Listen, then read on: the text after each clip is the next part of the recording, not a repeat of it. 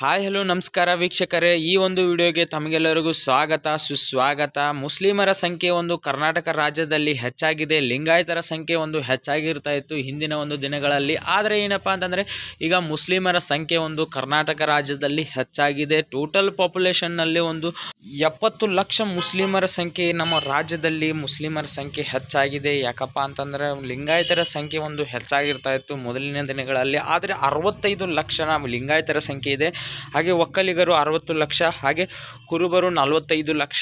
ಇದೀಗ ಒಂದು ಏನಪ್ಪ ಅಂತಂದರೆ ಹಿಂದಿನ ದಿನಗಳಲ್ಲಿ ಏನಪ್ಪ ಅಂತಂದರೆ ನಮ್ಮ ಕುರುಬ ಹಾಗೆ ಲಿಂಗಾಯತರು ಇವರ ಒಂದು ಸಂಖ್ಯೆ ಹೆಚ್ಚಾಗ್ತಾ ಇತ್ತು. ಅಂದರೆ ಅವರ ಒಂದು ಪ್ರಾಬಲ್ಯ ಒಂದು ಕರ್ನಾಟಕ ರಾಜ್ಯದಲ್ಲಿ ಹೆಚ್ಚಾಗ್ತಾ ಇತ್ತು. ಆ ಒಂದು ಎಲೆಕ್ಷನಲ್ಲೂ ಕೂಡ ಒಂದು ಎಲ್ಲ ಕ್ಷೇತ್ರಗಳಲ್ಲೂ ಕೂಡ ಲಿಂಗಾಯತರ ಪ್ರಾಬಲ್ಯ ಹೆಚ್ಚಾಗಿರ್ತಾ ಇದ್ರು. ಆದರೆ ಈಗ ಒಂದು ಕರ್ನಾಟಕ ರಾಜ್ಯದಲ್ಲಿ ಸಾಬರ ಸಂಖ್ಯೆ ಒಂದು ಹೆಚ್ಚಾಗಿದೆ. ಯಾಕಪ್ಪ ಅಂತಂದರೆ 70 ಲಕ್ಷ ಅಂದರೆ ತುಂಬಾ ಒಂದು ಜನಸಂಖ್ಯೆ, ಮುಸ್ಲಿಮರ ಒಂದು ಜನಸಂಖ್ಯೆ ತುಂಬಾ ಏರಿಕೆ ಆಗ್ತಾ ಇದೆ. 2011ರ ಒಂದು ಜನಗಣತಿಯ ಪ್ರಕಾರ ಇಡೀ ಒಂದು ದೇಶದ ತುಂಬ ಒಂದು ಜನಗಣತಿಯನ್ನು ಮಾಡಿದಾಗ 84% ಒಂದು ಹಿಂದೂಗಳ ಸಂಖ್ಯೆ ಇತ್ತು. ಹಾಗೆ ಒಂದು ಮುಸ್ಲಿಮರ ಸಂಖ್ಯೆ ಒಂದು 12% ಇತ್ತು. ಅಂದರೆ ಈಗ ಒಂದು ಕೊರೋನಾ ಟೈಮ್ನಲ್ಲಿ ಜನಗಣತಿ ಆಗಬೇಕಾಯಿತು, ನಾನು ಇಂಡಿಯಾದ್ದು ಹೇಳ್ತಾ ಇದ್ದೀನಿ, ಆದರೆ ಆಗಿಲ್ಲ. ಆದರೆ ನಮ್ಮ ಕರ್ನಾಟಕ ರಾಜ್ಯದಲ್ಲಿ 84% ಮುಸ್ಲಿಮರ ಸಂಖ್ಯೆ, ಹಿಂದೂಗಳ ಸಂಖ್ಯೆ ಇದೆ.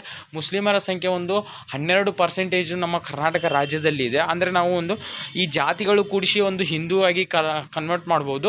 ಹಾಗೆ ಅದರೊಳಗೆ ನಮ್ಮ ಕರ್ನಾಟಕ ರಾಜ್ಯದಲ್ಲಿ ಅಂದರೆ ಜಾತಿ ಮೇಲೆ ಒಂದು ಆಧಾರದ ಮೇಲೆ ಒಂದು ಇದನ್ನು ಮಾಡ್ತಾರೆ.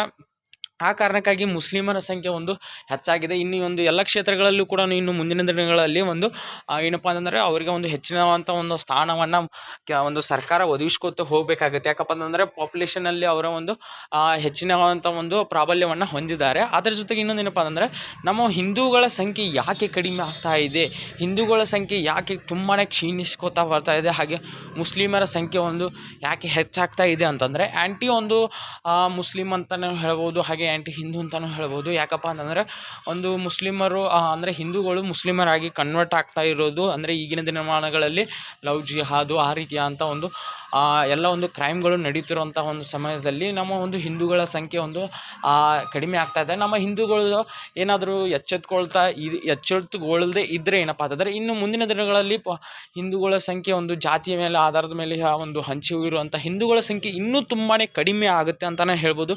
ಇಲ್ಲಿ ಲಿಂಗಾಯತ, ಕುರುಬ, ಬ್ಯಾಡ ಇವರೆಲ್ಲರೂ ಕೂಡ ಹಿಂದೂಗಳು, ಆದರೆ ಇವರು ಒಂದು ಜಾತಿಯ ಆಧಾರದ ಮೇಲೆ ಹಂಚಿ ಹೋಗಿದ್ದಾರೆ. ಅದಕ್ಕೋಸ್ಕರ ನಮ್ಮ ಹಿಂದೂಗಳು ಒಗ್ಗಟ್ಟಾಗಲಿ ಅಂದ್ರಪ್ಪ ಅಂದರೆ ಹಿಂದೂಗಳ ಸಂಖ್ಯೆ ಕಡಿಮೆ ಆಗಿ ಮುಸ್ಲಿಮರ ಸಂಖ್ಯೆ ಒಂದು ಹೆಚ್ಚಿಗೆ ಆದಂಥ ಒಂದು ಪ್ರಮಾಣದಲ್ಲಿ ಏರ್ಕೊತಾ ಹೋಗುತ್ತೆ. ಇನ್ನು ಕರ್ನಾಟಕದಲ್ಲಿ ಏನಪ್ಪ ಅಂತಂದರೆ ಮುಸ್ಲಿಮರಿಗೆ ಅಲ್ಪಸಂಖ್ಯಾತರ ಒಂದು ಸ್ಥಾನವನ್ನು ಕೊಟ್ಟಿದ್ದಾರೆ. ಇವರು ಅಲ್ಪಸಂಖ್ಯಾತರಲ್ಲೂ ಹೇಗೆ ಆಯಿದ್ರು, ಇವರು ಅಲ್ಪಸಂಖ್ಯಾತರು ಹೇಗಾದರು? 70 ಲಕ್ಷ ನಮ್ಮ ಒಂದು ಕರ್ನಾಟಕ ರಾಜ್ಯದಲ್ಲಿ ಮುಸ್ಲಿಮರು ಇದ್ದಾರೆ, ಆದ್ರೂ ಕೂಡ ಇವರೇ ಅಲ್ಪಸಂಖ್ಯಾತರು. ಆದರೆ 65 ಲಕ್ಷ ಹಾಗೆ ಬ್ಯಾಡ, ಕುರುಬ ಇವರೆಲ್ಲರೂ ಒಂದು 45 ಲಕ್ಷ ಒಂದು ಕಡಿಮೆ ಜನಸಂಖ್ಯೆ ಇದ್ರೂ ಕೂಡ ಇವರು ಅಲ್ಪಸಂಖ್ಯಾತರು ಅಲ್ಲ, ಮುಸ್ಲಿಮರೇ ಅಲ್ಪಸಂಖ್ಯಾತರು.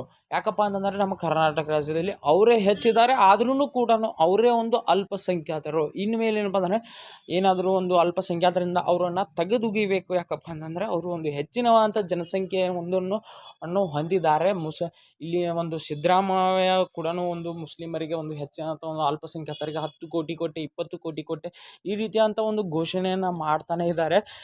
ಒಂದು ಸಿದ್ದರಾಮಯ್ಯ ಒಂದು ಕಾಂಗ್ರೆಸ್ ಸರ್ಕಾರದ ಒಂದು ಹೆಚ್ಚಿನ ಒಲವು ಒಂದು ಮುಸ್ಲಿಮರ ಮೇಲೇ ಇದೇನೆ ಅಂತಲೇ ಹೇಳ್ಬೋದು. ಯಾಕಪ್ಪ ಅಂತಂದರೆ ಒಂದು ಹೆಚ್ಚಿನವಂಥ ನೆರವನ್ನು ಕೂಡ ಅವರಿಗೇನೆ ಕೊಡ್ತಾನೆ ಇದ್ದಾರೆ. ಮುಸ್ಲಿಮರಿಗೆ ಅಟ್ಟು ಕೊಟ್ಟೆ, ಹಾಗೆ ಒಂದು ದೇಶದ ಒಂದು ಪಾಲನ್ನು ಒಂದು ಮುಸ್ಲಿಮರಿಗೆ ಹಂಚ್ತೀನಿ ಅಂತಲೂ ಕೂಡ ಸಿದ್ದರಾಮಯ್ಯ ಕೂಡ ತಮ್ಮ ಒಂದು ಭಾಷಣದಲ್ಲಿ ಕೂಡ ಹೇಳ್ಕೊಂಡೇ ಇದ್ದರು. ಸಿದ್ದರಾಮಯ್ಯ ಒಂದು ಮುಸ್ಲಿಂ ಒಲವು ಈಗಿನ ದಿನಗಳಲ್ಲಿ ಹೆಚ್ಚಾಗ್ತಾನೆ ಇದೆ. ಹಾಗೆ ಒಂದು ಹಿಂದುತ್ವದ ಒಂದು ಬಲವು ಅಂದರೆ ಅದರ ಹಿಂದುತ್ವದ ಮೇಲೆ ರಾಜಕಾರಣ ಮಾಡ್ತಾ ಇಲ್ಲ. ಈಗ ಒಂದು ಮುಸ್ಲಿಮರ ಒಂದು ಜನಸಂಖ್ಯೆ ಅವರ ಮೇಲೆ ಒಂದು ರಾಜಕಾರಣವನ್ನು ಮಾಡೋದು ಸಿದ್ದರಾಮಯ್ಯ ಒಂದು ನೀಚ ಪ್ರವೃತ್ತಿ ಅಂತಲೇ ಹೇಳ್ಬೋದು.